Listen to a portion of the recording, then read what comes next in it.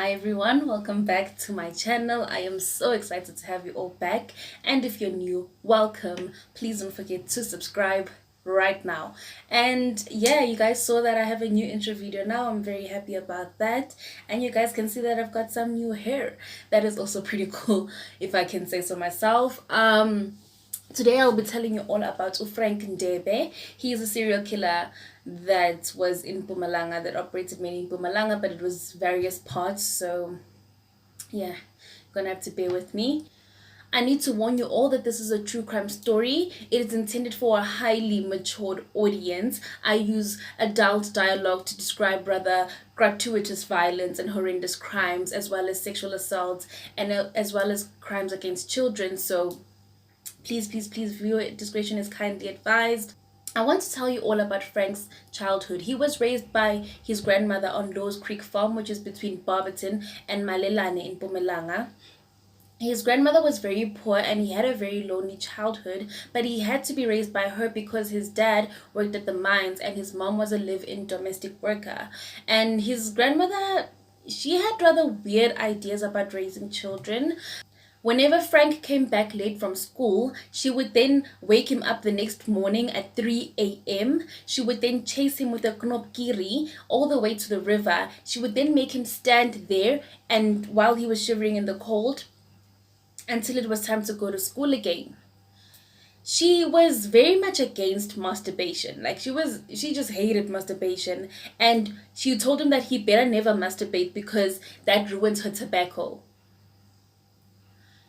Whenever in the morning, whenever he'd wake up, she'd go to him and then she'd start smelling his penis to make sure that he has not ejaculated, so then she'd go back and enjoy her tobacco. He also had recurring nightmares as a child about being lowered to the grave into a grave. Now, Frank says that he absolutely loved and adored his mother. He also said that whenever his mom was upset with him, he would take a knife and cut the skin over his heart. Frank's parents eventually divorced and they both remarried, but Frank didn't get along with either of his dead parents. Now, Frank had dreams of becoming a film producer and he liked reading books and watching films about film stars. But he only finished school up until grade 9, and so he just became a gardener at the Sheba mines.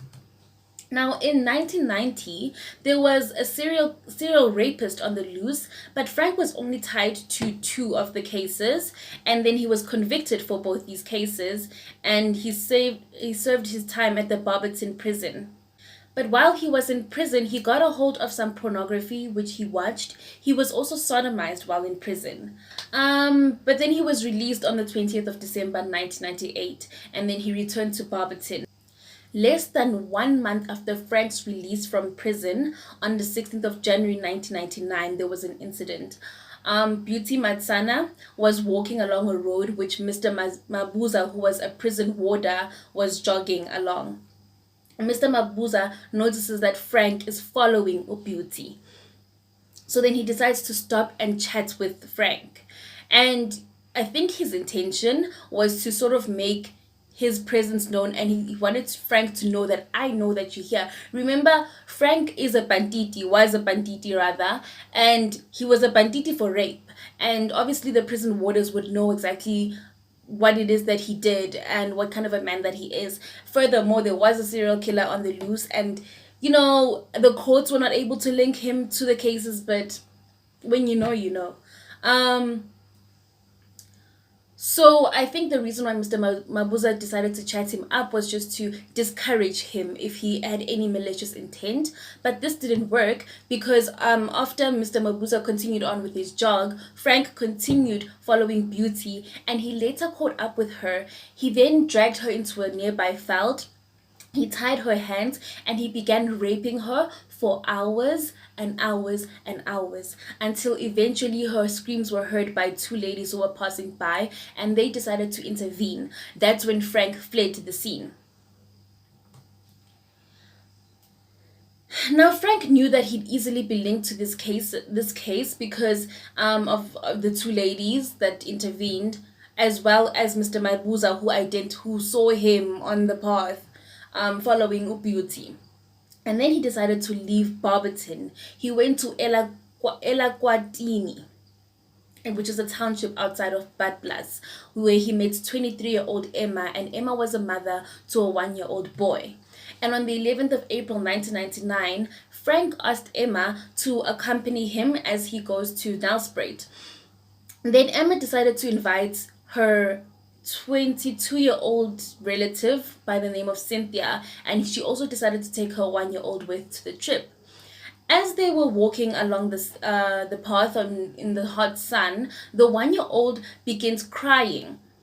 So then they all had to stop so that Emma could comfort her 1-year-old. Suddenly, Frank drags Cynthia to a bush and he rapes her. So when he returns to Emma, she finds her, she's an emotional wreck at this point. Obviously, she's hurt, she's crying, she's clearly upset. And then Frank begins assaulting her. He then strangles her to death, and then he strangles her 1-year-old to death as well. He then covered the bodies with grass and some branches of trees, and he forced Cynthia to stay with him and to continue accompanying him on his journey. And she was just too afraid to run away. She was too afraid to do anything. And so she did whatever he asked. She continued accompanying him. And that night they slept in a veld. Then the following day, they continued walking past Nelspruit and arrived at Pienaar, where they were hosted by Ndebe's sister. On the 15th of April, Ndebe decided that he wants to return to Badblas. They then left the house in the evening, and then they slept in the veld once more, and they continued their journey on foot. On the 17th of April 1999, they managed to catch a lift to Carolina, and they made their way to a farm outside Carolina.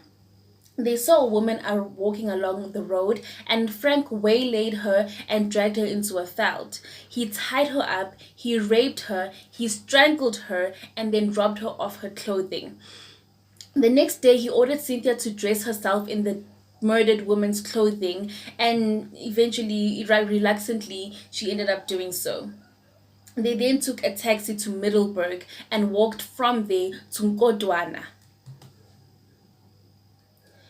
And on the 19th of April 1999, the morning thereafter, they arrived at a Badblas Barberton intersection and saw a 45-year-old woman by the name of Zoda walking towards a cafe.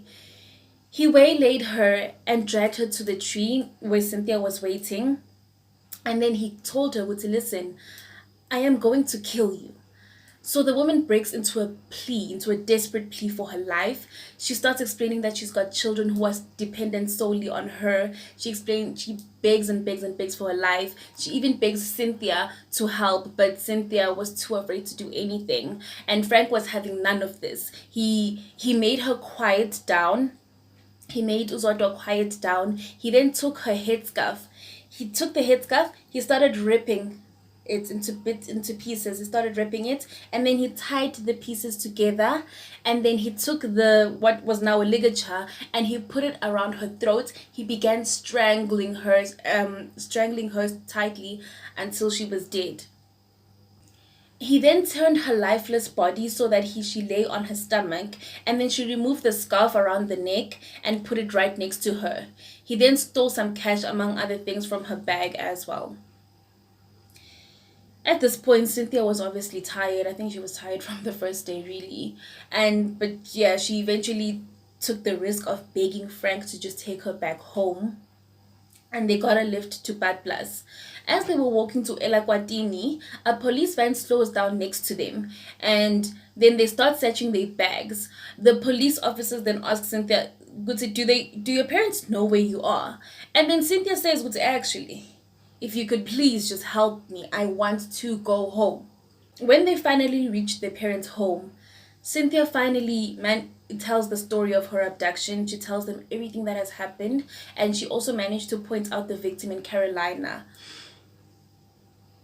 And Ndebe eventually also pointed out the crime scenes, but he denies killing Emma's 1-year-old boy. And that brings us to the end of our true crime story for the day. Thank you all for tuning in one more time. I really do appreciate it. This was a very short one. I don't know. Serial killer ones are usually not very short, but this one was rather short. Please don't forget to stay tuned to the end. I'm about to start playing that slideshow again of the missing person, the people who are currently missing in South Africa. Please, please, please look at those faces. Please just look at them very carefully. Share this video. Again, you know the rule. You have to share the video and tell your friends to watch the entire video all the way till the end, so that they can see those missing persons and help identify them in the future. Thank you so much. Please don't forget to subscribe, like the video, give it a big thumbs up, and comment down below. Tell me what you guys think. Can anyone explain to me why, like, what the link is between tobacco and masturbation? If anyone can, is there such a superstition? Can anyone please explain to me what that logic is?